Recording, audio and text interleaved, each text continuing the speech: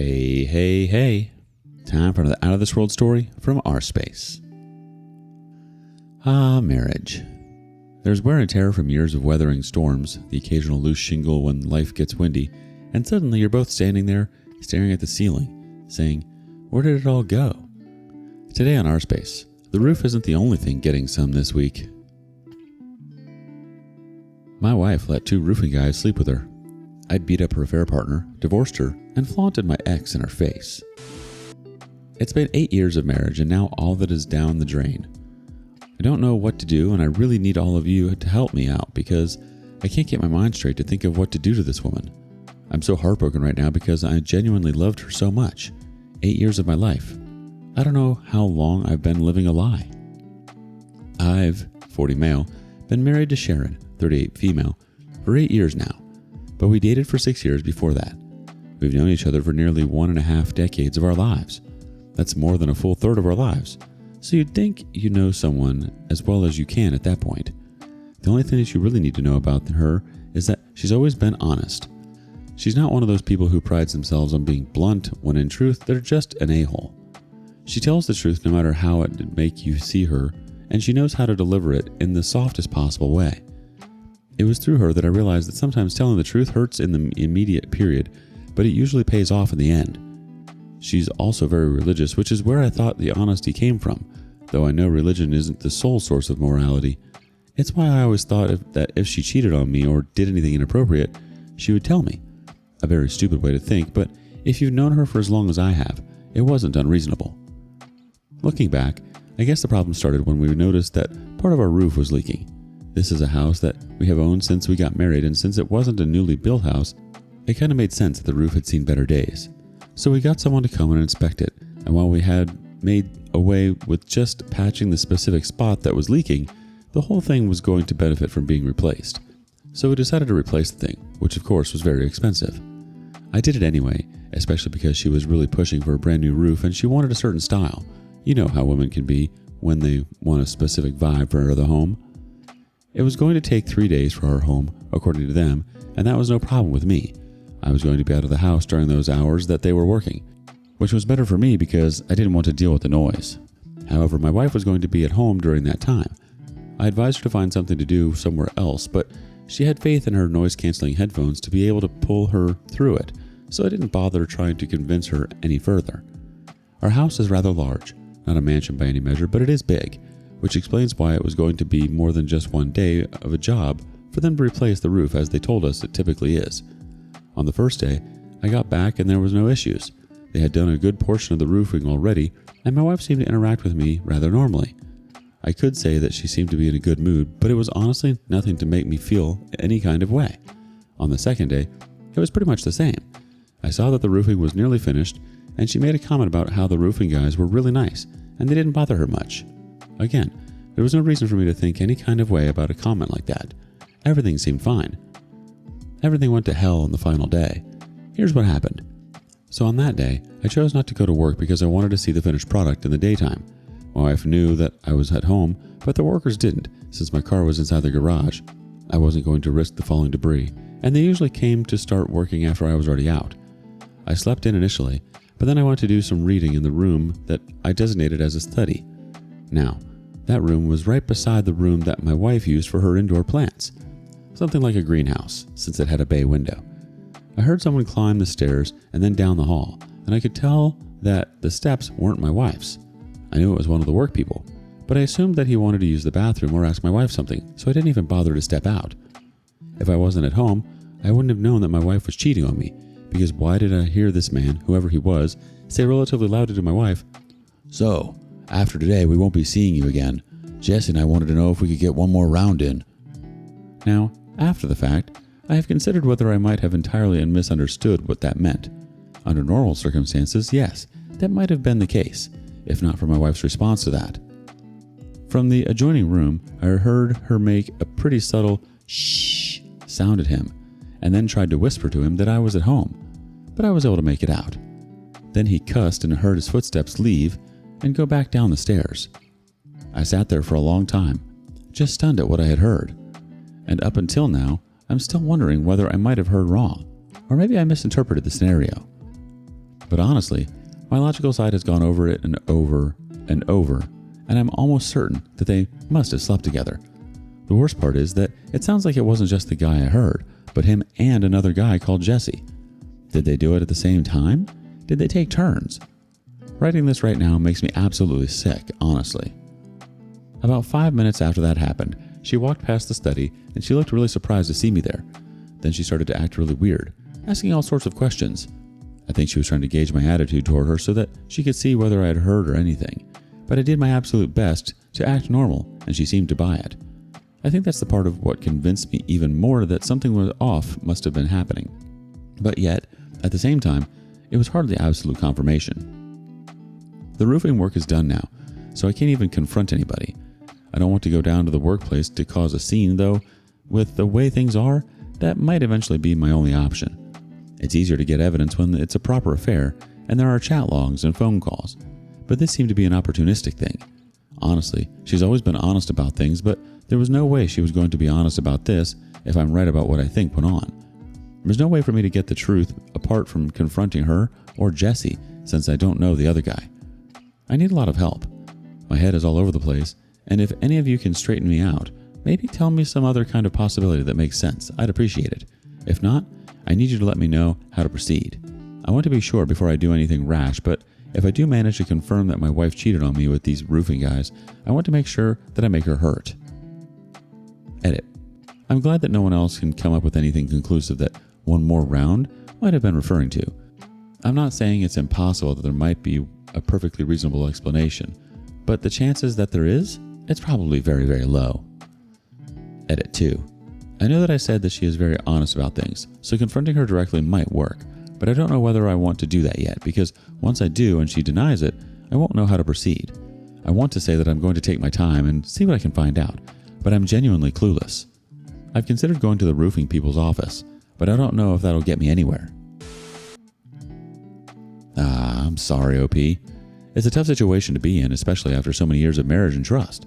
The fact that you heard what you did and her reaction to it definitely raises a lot of red flags. It's possible she'll deny it if you confront her, but seeing her reaction will probably give you a better sense of what's really going on. No matter what happens, you deserve the truth and to be treated with respect. Update. Considering how confused I was about what to do next when I came here with my ordeal months ago, it's crazy how, with time, everything can get sorted out. Honestly, I'm so hurt with how everything went, but things are genuinely a lot simpler for me right now, and I got my lick back. So I made the best of the situation I was faced with, honestly. If you remember my previous story, it got to a point where I wasn't sure how I could confirm what happened with my wife. So about a week later, after I first had these suspicions, I finally decided that I couldn't live with that anxiety anymore. I really did consider just asking Sharon, but I was actually scared of how I might have reacted at the moment if she said the wrong thing to me.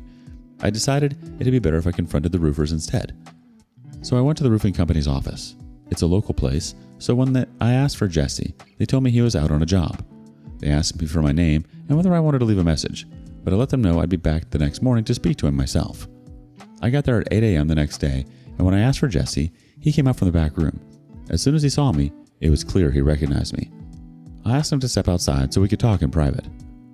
The moment he was outside, I told him to tell me the truth, and I asked him straight up whether he had slept with my wife.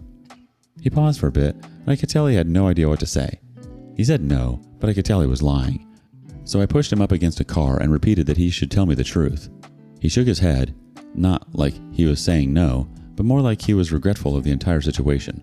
Then he said yes. It's like hearing that just activated something in me because I didn't even think it through before I threw a punch at him, and it connected pretty well.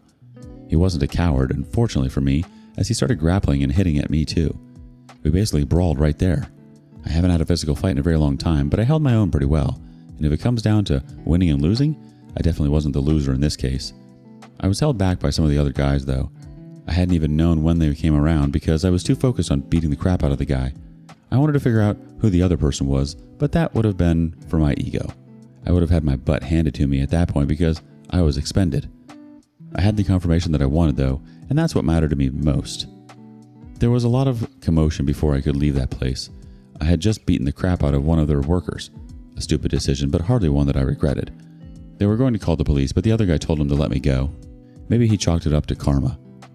Anyway, I headed home with a busted lip, a torn up shirt, and bloodstains on it, and a raging headache. I knew that I was in no state to meet Sharon, but perhaps it was better like this. I'd certainly be a lot more direct about the whole situation as long as I didn't let my temper get the best of me. When I walked through the door, she shrieked when she saw me and started asking about what had happened. Part of me wanted to lie and say I had been mugged since I knew that telling her the truth would change my life forever. I decided to tell the truth anyway because I was way too pissed off. So I said it.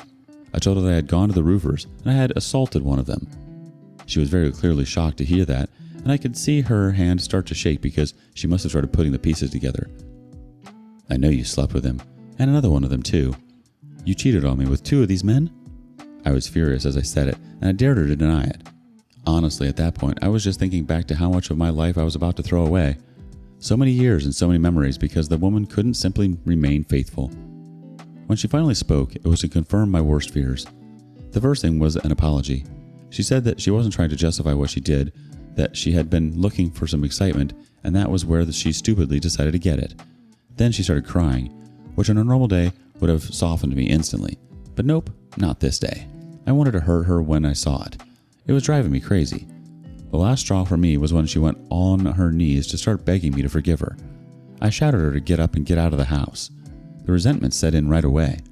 I think it is crazy how a woman can cheat on you and enjoy it and then suddenly act all regretful when things hit the fan. It wasn't a mistake. She knew what she was doing back then. Thankfully for me, she actually stood up after a few minutes, grabbed her car keys and purse, and left the house. She could go and sleep over with one of the roofing guys for all I cared at that point. It was from that moment that I no longer considered her to be anyone of importance to me, but I still wanted to hurt her. The good thing was that she didn't come back to the house the next day. If she had, I wouldn't have even let her in. She sent me a text that was extremely apologetic, but asking me at the very least to help her water her plants, or at least come to get them. But honestly, I couldn't have cared less. If they died, I'd be happy, because she had hurt me in a way that robbed me of several years of my life. She had put several years of her life into those plants, so it'd feel just if they were destroyed. I didn't destroy them, but I didn't water them either. And yep, needless to say, after some time, it was clearly showing. I felt sleazy doing that, but was I really any worse than her? As long as the answer was still no, I didn't care. About a week after she left the house, I made sure to serve her the divorce papers. I served them to her myself at her sister's place, where she told me she was staying. She didn't fight it. She looked like she had been crying a lot and hadn't gotten much sleep. Again, I didn't care. She took the papers from me and I left. The divorce process was pretty smooth. I guess the honesty I thought she had was at play here, so she was pretty moral through the divorce process, to the dismay of her lawyer. She admitted to what she needed to admit to, and she didn't put up a pointless fight. She only said that she wanted to keep her car and be put on alimony.